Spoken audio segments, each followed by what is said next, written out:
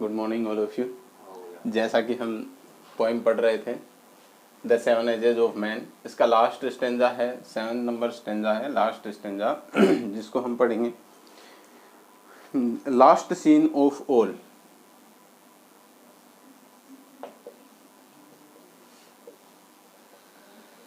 Last scene all of that ends this strange eventful history, that ends this strangeful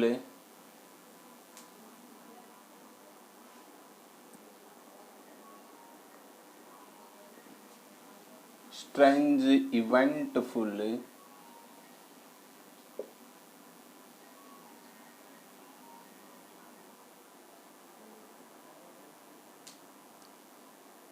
history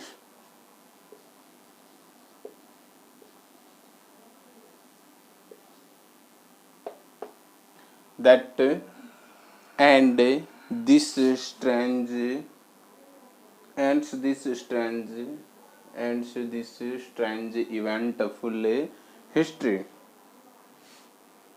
in second childness, in second childness, in second childness and mere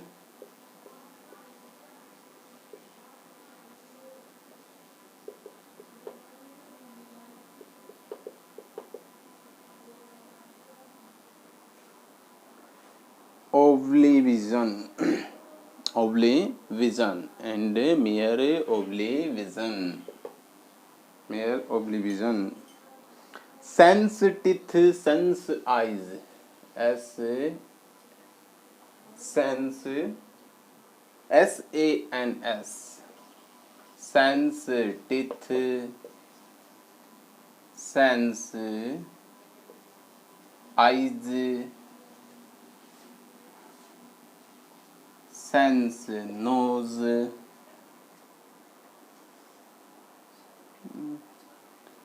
sorry, sense taste,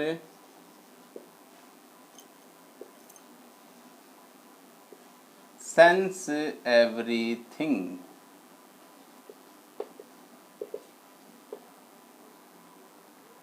Last stanza of this poem,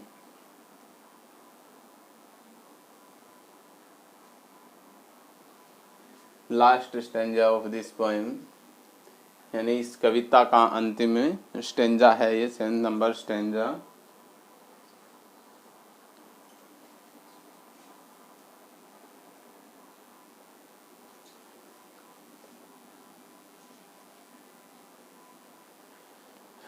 last scene of all, इस सभी का अंतिम दृश्य या अंतिम पड़ाव, जीवन का जो अंतिम पड़ाव होता है, अंतिम दृश्य होता है, उसके बारे में बताया है।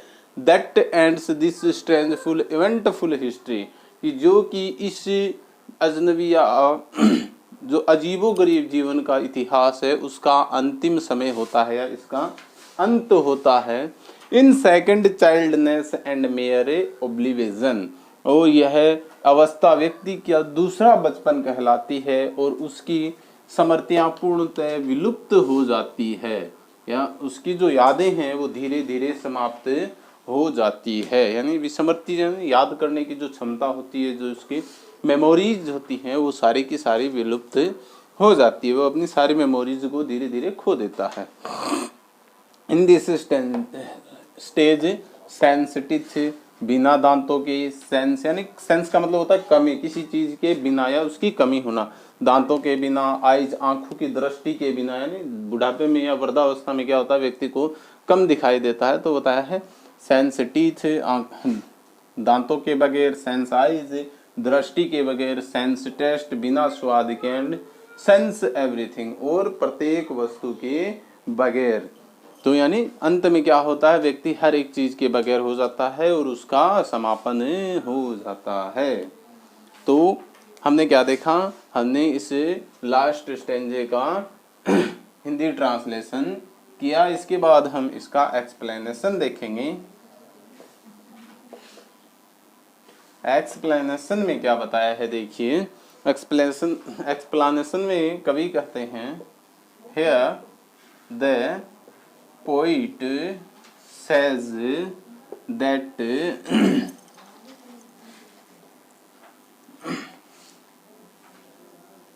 in his last stage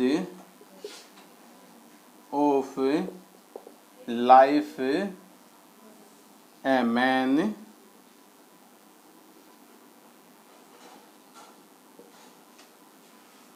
shown as a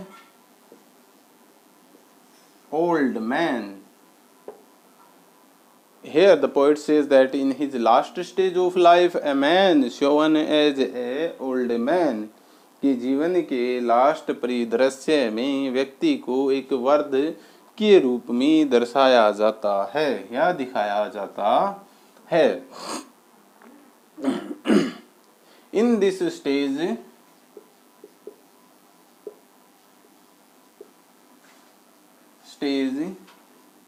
he is going on his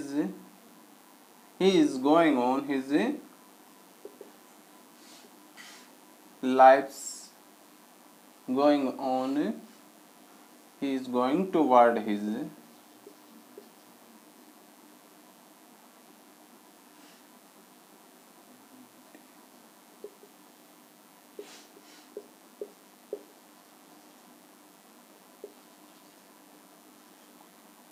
going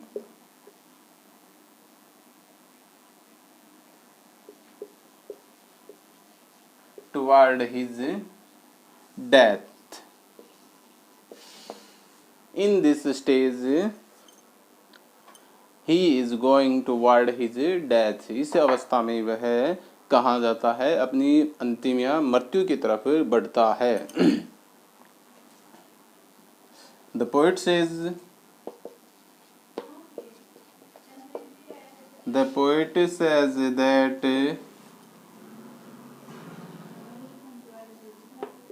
in this stage of life he loses his all memories and he loses his all memories. In this stage of life he loses his all memories. इस अवस्था में वह अपने जीवन की सारी यादें खो देता है। The poet show this part of life as a second childness of a human. कवि ने यहाँ पर जीवन के इस भाग में, जीवन के इस दृश्य में व्यक्ति के दूसरे जन्म या दूसरे बचपन का वर्णन किया है। Where the man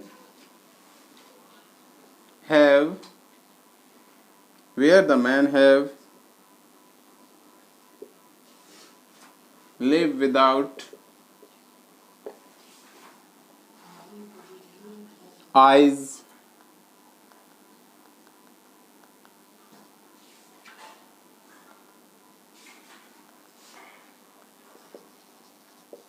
taste, teeth and everything,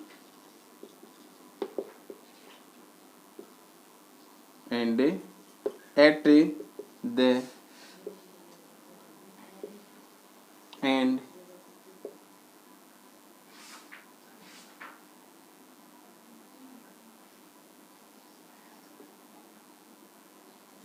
he left his life and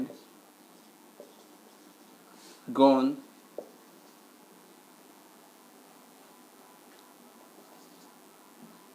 goes away from the world। क्या बताया है? Where the man have live without eyes taste teeth and everything, जहाँ पर व्यक्ति है वो बिना आँखों के, बिना स्वाद, बिना दांतों के और प्रत्येक वस्तु के बगैर अपना जीवन यापन करता है। And at the end of his life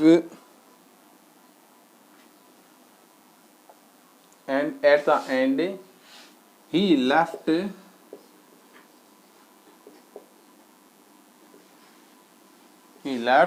his life and goes away from the world, और अंत में वह अपने जीवन को छोड़ देता है और इस दुनिया से चला जाता है या इस संसार से चला जाता है।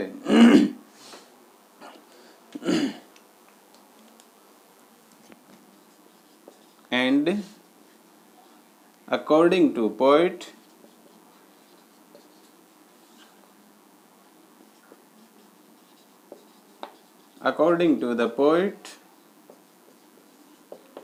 it is the end of life's drama, और कवि के अनुसार यह जीवन के नाटक का अंत होता है। according to the poet, it is the end of life's drama, कि कवि के अनुसार यह जीवन का क्या होता है? अंतिम भाग होता है। हमने पूरी पोइम का एक्सप्लेनेशन और इसका हिंदी ट्रांसलेशन देख लिया है। अब इसके जो 1-2-4 क्वेश्चन बचे हैं वो देखेंगे। सबसे पहला क्वेश्चन बना है यहाँ पे, what is the importance of the repetition of the word sense? क्या है? What is the importance of the repetition of word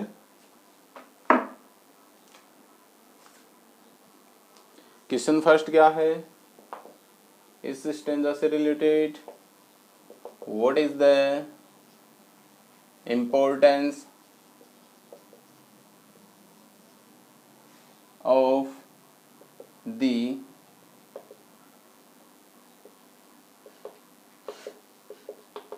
repetition of the word sense, कि जो सेंस वर्ड की पुनरावृत्ति हुई है। रिपीटेशन का मतलब क्या होता है? पुनरावृत्ति होना। रिपीटेशन का क्या होता है?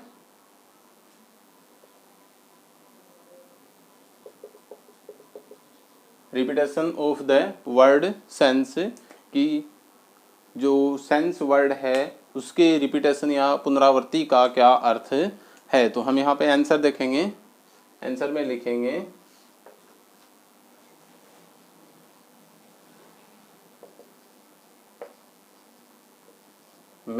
the means of the word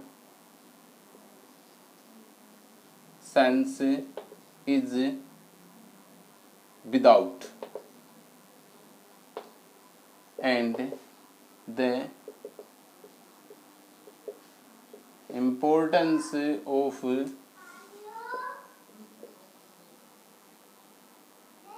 the repetition of this word is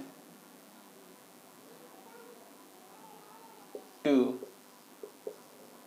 show the lack of human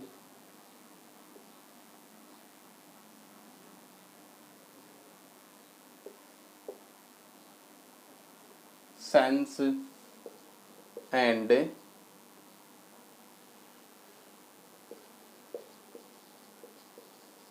feelings. क्या बताया है कि the means of the word sense is without, कि जो वर्ड है सेंस उसका अर्थ है विदाउट यानी के बिना, and the repetition of the end the importance of the repetition of this word is, कि यहाँ पर इस वर्ड के रिपीटेशन यानी पुनरावर्तित होने का अर्थ ये है कि यह दर्शाता है, टू शो, यह दर्शाता है the lack of human sense, की मानवीय सद्भावों की या मानवीय भावनाओं की कमी, एंड द फीलिंग्स, सद्भाव और भावनाओं की कमी को यहाँ पर दर्शाता है। तो ये रिपीटेशन वर्ड का इम्पोर्टेंस हो गया। इसके बाद आगे बढ़ेंगे। नेक्स्ट क्वेश्चन क्या बन रहा है अपना, नेक्स्ट क्वेश्चन देखेंगे। Do you find any mentally reference in the poem? Do you find any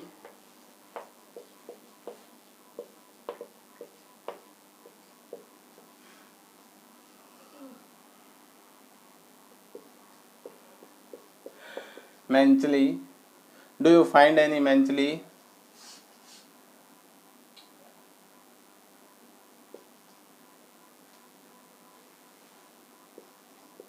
reference in this poem? Do you find any mentally reference in this poem? क्या आपने इस कविता में कोई भी दुखद अवतरण पाया है? तो लिखेंगे yes we find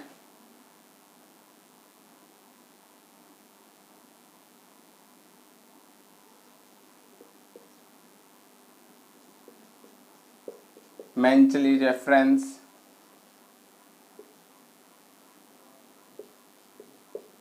in the poem or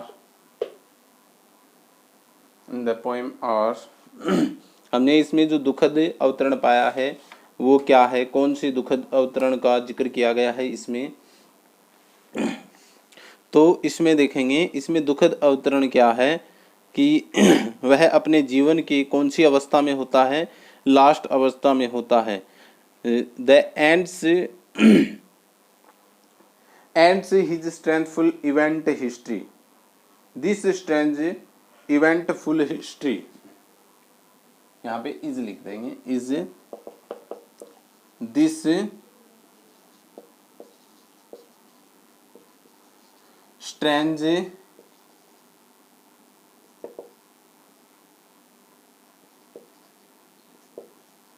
eventful history, this strange event ends of this eventful history, कि उसके हिस्ट्री यानी उसके जीवन या पूरे इतिहास, पूरे जीवन काल का अंतिम भाग होता है, या ये उसके जीवन काल का या उसकी जीवन हिस्ट्री का, जीवन के इतिहास का या घटनात्मक इतिहास का अंत हो जाता है। तो अंतिम भाग होता है, या जो व्यक्ति मर जाता है तो वो एक दुखद अवतरण ही होता है। आगे बढ़ते हुए देखते हैं इसमें और क्या पूछा गया है। Pick out similes from the poem. तो मैंने इसमें आपको पिक आउट सिमिलीज के बारे में बता दिया था कि जहाँ पर लाइक और एज का प्रयोग करके कोई भी कंपैरिजन किया गया हो, वहाँ पर हम किसका प्रयोग करेंगे? सिमिलीज का प्रयोग करेंगे।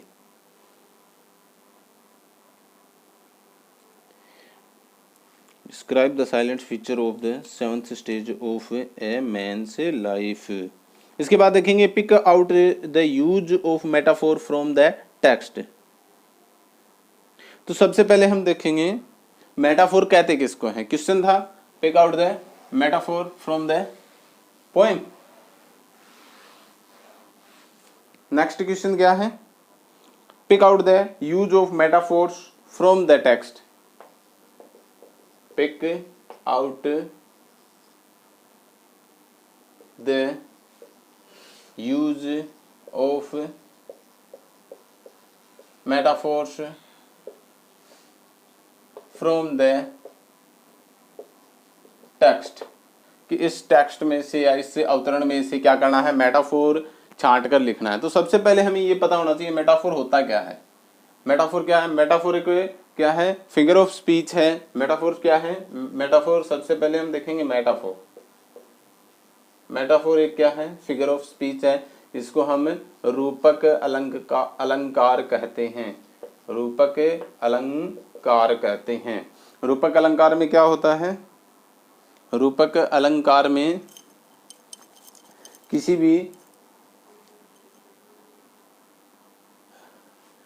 भी वस्तु की दूसरी वस्तु से जो प्रत्यक्ष तुलना की जाती है, प्रत्यक्ष तुलना की जाती है, वो रूपक कहलाता है। ठीक है, तो इसका हम पहले डेफिनेशन देखेंगे। डेफिनेशन क्या है रूपक का और उसका एग्जाम्पल क्या है। A word or phrase that is used in a word or phrase that used in a word or phrase that used in an imaginative way to N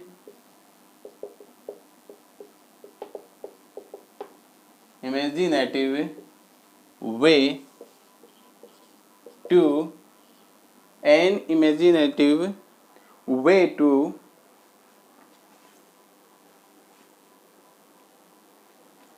show that somebody and something, show that somebody or show that somebody or something क्या बताया है? A word or phrase, a word or phrase that is used an imaginative way to show that somebody or something has the same qualities, has the same qualities, has the same qualities as another thing, as qualities as another thing। क्या बताया है? A word or phrase that used in imaginative way to show that somebody or something has the same qualities as another thing। ये एक वस्तु की दूसरी वस्तु से पूरी समानता दिखाने के लिए किसी शब्द का कल्पनाशील, क्या होता है? इमेजिनेटिव, कल्पनाशील तरीके से अगर उसकी गुणों की या गुणवत्ता की तुलना की जाती हो तो वो क्या कहलाता है? रूपक कहलाता है, मेटाफोर कहलाता है। What is the metaphor? Metaphor is a figure of speech. Metaphor एक अलंकार है जिसे हम रूपक अलंकार कहते हैं। A word or phrase that used in an imaginative way to show that somebody something has the same qualities as another thing. कि किसी वस्तु की दूसरी वस्तु से कल्पनात्मक रूप से प्रत्यक्ष गुणवत्ता युक्त तुलना की जाती हो, वो क्या कहलाता है? मेटाफोर कहलाता है। एज एग्जाम्पल, इसके एग्जाम्पल देखेंगे। एग्जाम्पल में हर words were a knife in his heart. Example के तौर पे देखेंगे हर वर्ड्स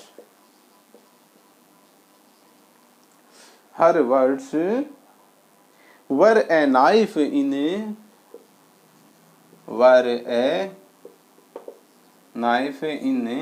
हिज हार्ट। कि उसके शब्द उसके हृदय में तीर की तरह चुभ रहे थे। यानी शब्द थे, तीर तो नहीं था, लेकिन इन शब्दों की तुलना किससे की गई है? नाइफ से की गई है, चाकू से की गई है। तो चाकू जिस प्रकार चुभता है और दर्द होता है, वैसे ही इन शब्दों के माध्यम से दूसरे के हृदय में जो चोट हुई थी, उस चोट को दर्शाने के लिए ये एग्जाम्पल प्रयोग किया है।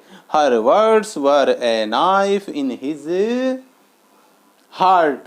कि उसके हृदय में वो शब्द तीर की तरह या चाकू की तरह लग रहे थे। जैसे इस पोइम में अगर हम देखें तो इस पोइम में कहाँ कहाँ है, all the words a stage. पहला मेटाफोर क्या है, the world is a stage, कि जो संसार है वो एक रंगमंच है। जरूरी है जरूरी नहीं है कि वो है उस, लेकिन उसकी तुलना की गई है, यानी प्रत्यक्ष रूप से तुलना की गई है। All the man and womens are, दूसरा देखो, all the man and women are merely players, यानी सभी पुरुष और महिलाओं को किसकी तरह दर्शाया है, किसके जैसा दर्शाया है, नाट्यकार की तरह दर्शाया है, यानी जो नाटक के पात्र होते हैं उनकी तरह दर्शाया है। किसकी तरह दर्शाया है, नाट्यकार की तरह दर्शाया है। तो इस प्रकार जो भी वर्ड्स इसमें आए हों, ठीक है, उनको क्या करना है, हमें लिख देना है। Is that clear? आपको समझ में आया होगा। बाकी मैंने 2 बता दिए हैं, बाकी एग्जाम्पल आप इसमें से खुद छांट कर देखोगे। तो इससे आगे के जो एग्जाम्पल हैं इसके, वो आप लोग छांट कर देखोगे। तब तक के लिए गुड बाय, पढ़ते रहिए। Thank you all of you. आज के लिए इतना काफ़ी है। नेक्स्ट वीडियो में हम नेक्स्ट पोएम पढ़ेंगे। Is that clear? Okay, good bye all of you.